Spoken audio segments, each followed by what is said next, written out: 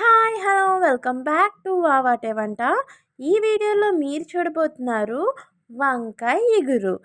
మీరు వంకాయ టమాటా, వంకాయ బఠానీ కాంబినేషన్స్ ట్రై చేసే ఉంటారు. కానీ వంకాయ ఇగురు ఎప్పుడైనా ట్రై చేశారా? ఎలాంటి మసాలా లేకుండా చాలా తక్కువ ఇంగ్రీడియెంట్స్‌తో ఈ కర్రీ చేసేసుకోవచ్చనమాట. ఈ కర్రీ మీరు తింటే అంటారు వావ్! అది అనమాట.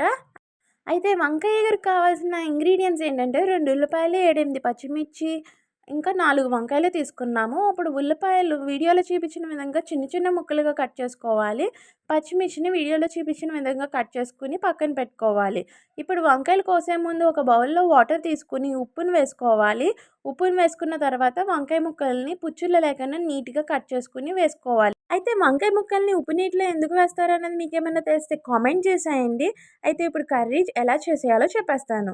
ఇప్పుడు కడాయి పెట్టుకుని దాంట్లో 3 టేబుల్ స్పూన్ల నూనె వేసుకోవాలి. నూనె వేడెక్కిన తర్వాత అందులో తరిగి పెట్టుకున్న పచ్చిమిర్చిని వేసేయాలి. పచ్చిమిర్చి కొద్దిగా వేగిన తర్వాత ఉల్లిపాయ ముక్కలను కూడా వేసేసుకోవాలి. వేసుకుని మంచిగా కలిపేసుకోవాలి.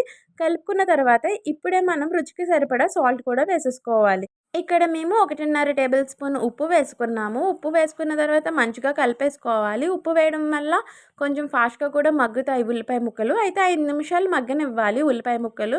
ఉల్లిపాయ ముక్కలు గోల్డెన్ బ్రౌన్ కలర్ రావాల్సిన అవసరం లేదు. మగ్గితే చాలు. ఉల్లిపాయ ముక్కలు మగ్గిన తర్వాత ఉప్పు నీటిలో నానబెట్టుకున్న వంకాయ ముక్కల్ని వేసేసుకోవాలి. వంకాయ ముక్కలన్నీ వేసిన తర్వాత ఒకసారి మంచిగా కలిపేసుకోవాలి. కలుపుకున్న తర్వాత మరో 5 నిమిషాల పాటు మగ్గనివ్వాలి. వంకాయ ముక్కలు కొద్దిగా మగ్గిన తర్వాత ఇప్పుడు మనం రుచికి సరిపడా కారం వేసుకోవాలి. 1.5 టీ స్పూన్ కారం వేసుకున్నాము. కారం వేసుకున్న తర్వాత ముక్కలన్నిటికి కారం పట్టేలా ఒకసారి మంచిగా వీడియోలో చూపిస్తున్న విధంగా కలిపేసుకోవాలి. కలుపుకున్న తర్వాత మనం ఇప్పుడు ఒక గ్లాస్ వాటర్ దీనిలోనే వేసేయాలి. వేసిన తర్వాత మరొకసారి మంచిగా మళ్ళీ కలిపేసుకుని ఇప్పుడు మనం లిడ్ పెట్టేసి ఒక 10 నిమిషాల పాటు సిమ్‌లోనే ఈ కర్రీని మగ్గనివ్వాలి. 10 నిమిషాల తర్వాత లిడ్ ఓపెన్ చేసి చూస్తే మన వేడి వేడి వంకాయ ఇగురు రెడీ.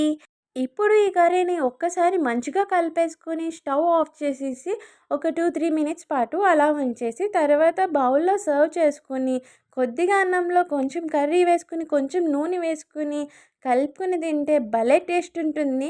మీరు కూడా ట్రై చేసి ఎలా వచ్చిందో కామెంట్ చేసేయండి.